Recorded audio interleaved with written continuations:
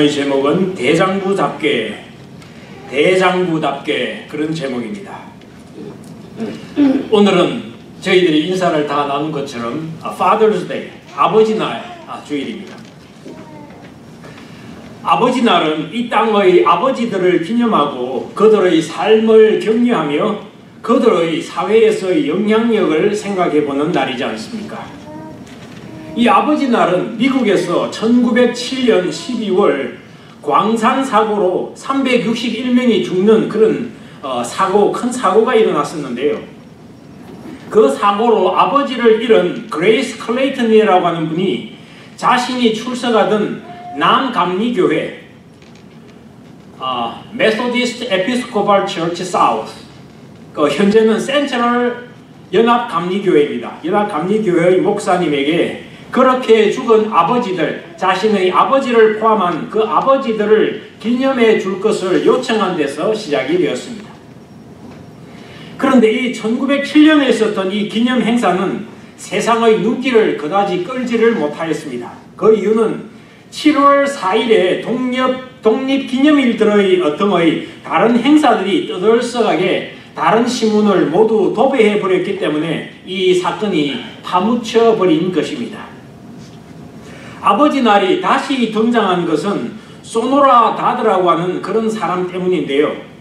그녀는 1909년 2년 이후에 이 센트럴 감리교회에서 어머니 날에 대한 설교를 들은 이후에 아버지들도 비슷한 기념일들을 가져야 되는 것이 아니냐, 그런 기념일을, 어머니 날 기념일은 있는데 아버지 날 기념일은 없는 것 같습니다. 이렇게 자신의 목사님에게 건의를 하였고, 6 아이들을 홀로 키운 자신의 아버지를, 그녀의 아버지를 기념하기 위해서 자신의 아버지의 생일인 6월 5일을 그날로 하자고 제의를 하였습니다. 그런데 목사님의 설교 준비에 시간이 필요한 관계로 그 날이 6월 셋째 주일로 기념일이 연기되었습니다. 그런데 이 아버지 날 행사가 이렇게 우여곡절 끝에 이렇게 준수가 되기도 하고 안 되기도 하다가 이제 이렇게 진행이 되었는데, 이 날을 준수하는 것이 너무 상업적으로 치우쳐 버렸다 하는 세상 사람들의 비난이 생기게 되었습니다. 상인들의 돈벌이 수단으로 변질되지 않았느냐 하는 그런 비난이 만만치 않게 되었습니다. 그렇지만 1957년에 한 상원 의원이 지난 40년 동안을 돌이켜볼 때 미 의회가 어머니들은 존중하였는데 아버지들은 무시한 것이 아닙니까? 그리하여 결과적으로 부모 중 한쪽을 차별하였다 하는 그런 비난을 합니다. 그리하여 마침내 1966년에 아버지들을 기념하는 첫 번째 기념으로서 대통령령이 발표가 됩니다. 그리고 그 이후 6년 만인 1972년에 리처드 닉슨 대통령이 이 날을 국가 공휴일로 확정하여 발표하게 됩니다. 이 우여곡절을 겪은 이후에 아버지 날이 이렇게 국가 공휴일로 지금 6월 셋째 주일로 지키게 되었는데요. 이처럼 아버지 날 주일을 맞이하여 저는 오늘 본문의 욥을 통해서 아버지에 대해서 함께 여러분과 생각을 해보기를 바랍니다. 아버지가 누구인가? 하나님께서 욥에게 말씀하시지 않습니까? 너는 대장부처럼 허리를 묶고 내가 네게 묻는 것을 대답할지니라. 하나님께서 대장부처럼 허리를 묶으라, 이렇게 말씀을 하십니다. 대장부란 무엇입니까? 대장부, 이 가슴이 덜 끓는 그런 말씀 아닙니까? 대장부. 대장부란 가난하여도 못 배워도 능히 지조를 잃지 아니하고 위엄과 힘을 가지고 뜻을 품고 이렇게 펼치기 위해 세상에 굴하지 아니하며 마침내 뜻을 이룬 후에도 교만하지 아니하며 또 뜻을 혹 이루지 못한다 하여도 비굴하지 아니한 사람, 그러한 사람이 대장부인 줄로 믿습니다. 우리 모두 대장부가 되시는 여러분이 되시기를 주님의 이름으로 축원드립니다. 나는 대장부가 될 것이다 말씀해 보시기 바랍니다. 여자분께서는 나는 여장부가 되겠다 말씀 한번 해보시기 바랍니다. 대장부가 되고 싶다. 대장부가 되는 대장부. 아멘. 이 시대 아버지들은 힘써서 이러한 대장부가 되어야 합니다. 대장부가 되어야 합니다. 한 가정의 머리로서 교만하지도 비굴하지도 않은 지조 있게 가정을 섬기는 담대한 아버지, 겸손한 아버지가 되라는 그런 말씀입니다. 오늘날 이런 말이 자주 들려옵니다. 아버지가 살아야 자녀가 산다. 아버지가 살아야 가정이 산다. 아버지가 살아야 교회가 산다. 아버지가 올바른 모습으로 서는 것이 얼마나 중요한가 하는 것을 강조하는 말씀입니다. 자녀가 올바른 아버지의 모습을 보지 못하면 그들의 인생길을 제대로 걸어가지 못하고, 올바른 아버지가 없으면 그 가정에 질서와 평화의 모습이 나타나기 힘듭니다. 교회에서도 영적인 아버지로서 신앙이란 이런 것이다 라는 표준을 자라나는 세대들에게 보여주는 일이 있어야 합니다. 그래서 사도 바울이 말하지 않습니까? 그리스도 예수 안에서 내가 복음으로 너희를 낳는 아비가 되었으니 너희는 나를 본받는 자가 되라. 사도 바울은 교인들에게 이와 같이 말을 합니다. 나는 영적인 아버지다. 너희에게 나를 본받는, 나는 영적인 아버지니 나를 본받는 자가 되라. 아버지의 모습을 보인다. 이렇게 이야기를 하고 있습니까? 여러분의 아버지는 어떠하셨습니까? 또 나는 어떤 아버지입니까? 혹 미혼이라면, 결혼을 하지 않았다면 나는 장차 어떤 아버지가 될까요? 내가 좋든 싫든 우리는 우리 아버지 모습을 닮아가고 있습니다. 닮아가는 것을 스스로 봅니다. 혹 우리들이 육신의 아버지들에게서 그 바람직한 아버지의 모습 또는 신앙의 모범을 발견하지 못하였다면 우리는 성경 속의 바울처럼 참된 신앙의 길, 영적인 바른 아버지의 모습을 찾아 믿음의 대장부의 그런 사람으로 자라가야 할 줄로 믿습니다. 육신의 모습이 아닐지라도 영적인 모습으로 아버지가 우리가 능히 될 수 있다 하는 그런 말씀입니다. 그래야 교회가 바로 서고 또 가정이 무너지지 않는 것입니다. 그러한 면에서 본문의 욥은 우리에게 있어서 귀중한 연구 사례가 되는 사람입니다. 욥은 소위 동방의 의인이라고 불리운 사람이지요. 그 시대에 있어서 가장 정직한 사람이었습니다. 아들을 7 두었고 딸을 6 두었습니다.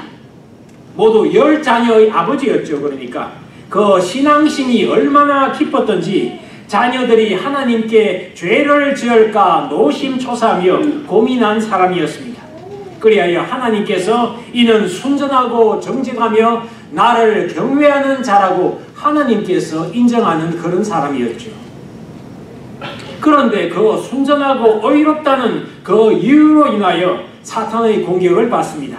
사탄은 하나님께서 그를 순전하고 지금까지 지켜주고 축복해 주셨기 때문에 그가 그처럼 의롭고 정직하게 행동하는 것이지, 있는 재물과 축복을 하나님께서 다 거두어 버리시면은 하나님을 그렇게 섬기지 않을 겁니다. 이렇게 하나님께 이야기를 하죠.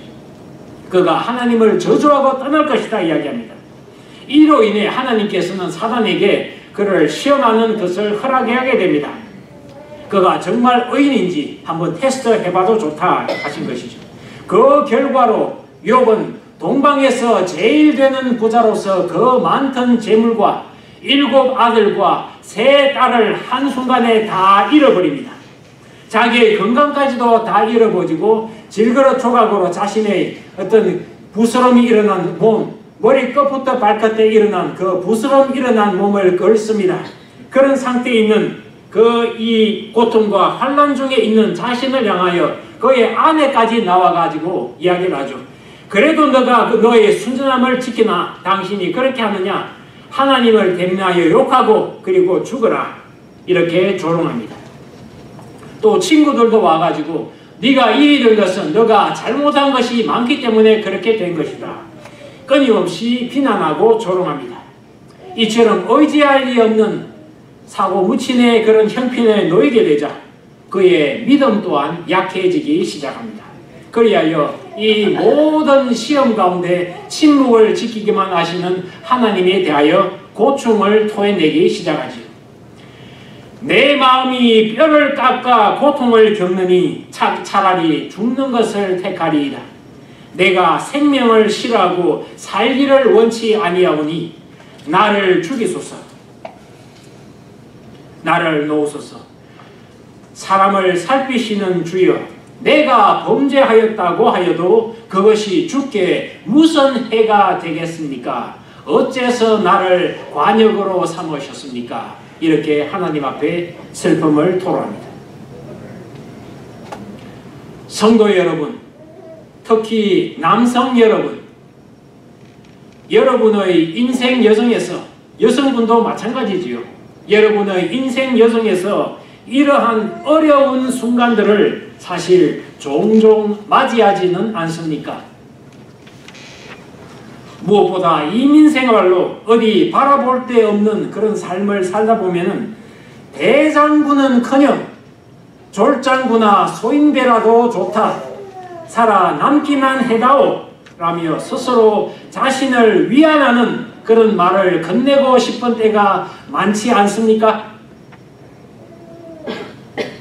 삶의 무게는 우리 모두 미리 알고 시작한 것이 아닙니다. 그런데 그 무게는 누구에게나 녹록지 않게 혹독한 것이 됩니다. 특히 아버지로서 이 만만치 않은 항해의 길에서 올바른 모본의 삶, 재정적으로 뿐만 아니라 도덕적으로 또한 신앙적으로 남들이 인정할 수 있는 표준적인 그러한 삶, 특히 나의 사랑하는 아내와 자녀들에게 바람직한 그런 책임질 수 있는 그런 방향을 제시할 수 있는 그런 삶을 살아낸다 하는 것은 쉽지 않아요. 그래서 이처럼 포기하고 마구잡이로 자신을 변명하는, 형변하는 그런 마음을 가지는 것이 이해할 만합니다. 그러나 아버지 여러분, 이 시간 다시 한번 욥에게 나타나셔서 말씀하신 하나님의 그 음성을 우리 함께 듣기 원합니다. 무지한 말로 이치를 어둡게 하는 자가 누구냐? 너는 대장부처럼 허리를 묶고 내가 네게 묻는 것을 대답할지니라. 하나님은 여러분의 모든 상황을 다 아신다는 겁니다.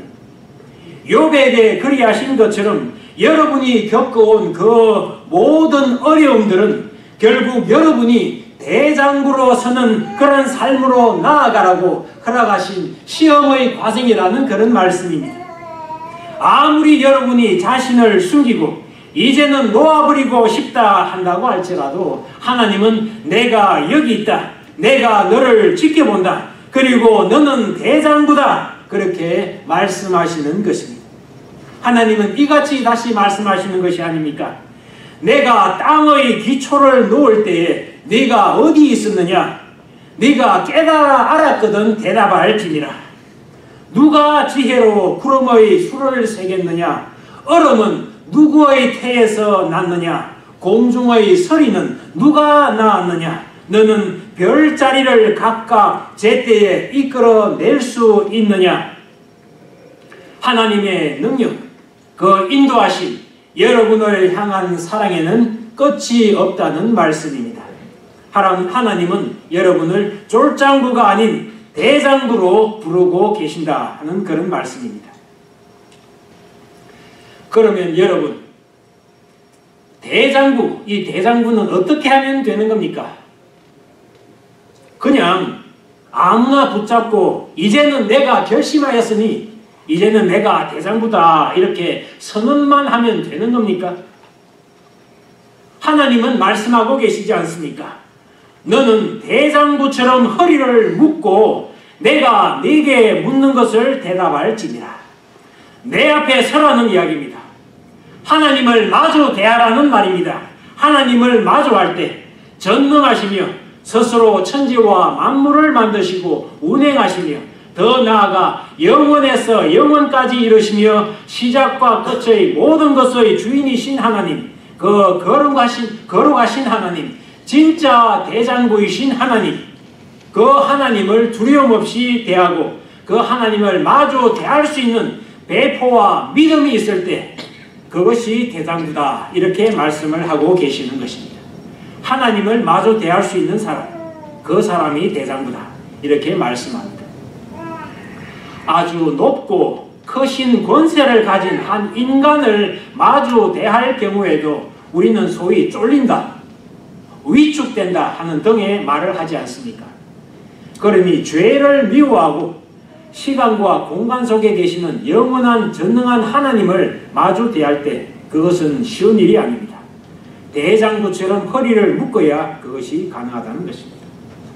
그리고 그 담대한 자로 서기 위하여 지금까지 견뎌온 그 모든 고난이 오히려 의미를 가진다 하는 그런 말씀입니다.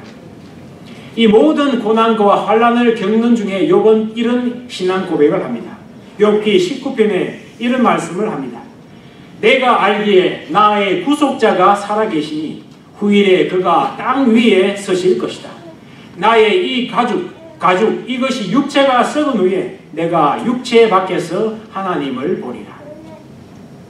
자신의 많은 고통 환난을 지나면서 오히려 자신을 넘어서는 대장부로서는 그런 길을 발견할 수 있었다 하는 그런 이야기를 하고 있습니다. 욥과 같이 그러한 대장부로 이제 서겠다는 결심을 하시는 여러분이 되시기를, 그러한 아버지 모두가 되시기를 축원을 드립니다. 아멘. 여기 아버지로서 어떻게 살아가야 할지 두란노 아버지 학교에서 아버지 선언문이라는 것이 있습니다. 한번 들어보시겠습니까? 아버지라고 하면 나는 이러한 7가지 자세를 지키며 살아가겠다. 첫째, 한번 따라해 보시겠습니까? 아버지들 한번 따라해 주시기를 바랍니다. 말씀과 기도로 하루를 산다. 말씀과 기도로 하루를 산다. 2. 성적 순결을 지킨다. 3. 매일 아내를 격려하며 자녀를 축복한다. 이 쉬운 것 같지만 쉽지 않습니다. 날마다 아내를 격려하고 자녀를 축복한다. 쉬운 것 같죠? 참 쉽지 않습니다. 사실 저도 잘 못하거든요. 그러나 이 선언문이 그렇습니다. 4. 부모를 공경하고 형제 간의 우애를 지킨다. 5. 매주 가정 예배를 지킨다. 6. 정성을 다해 교회를 섬긴다. 7. 일터에서 정직한 일꾼이 된다. 네, 이것만 다 해도 하나님께서 인정하시는 대장부가 다 되실 줄로 믿습니다. 3의 대장부로서 교만하지 않고 비굴하지 않으며 가정을 위해 지조를 지키는 믿음의 위엄과 힘을 가진 아버지로서 사명을 잘 감당하시는 여러분이 되시기를 예수님의 이름으로 축원드립니다. 네, 기도하겠습니다. 주님의 은혜를 감사합니다.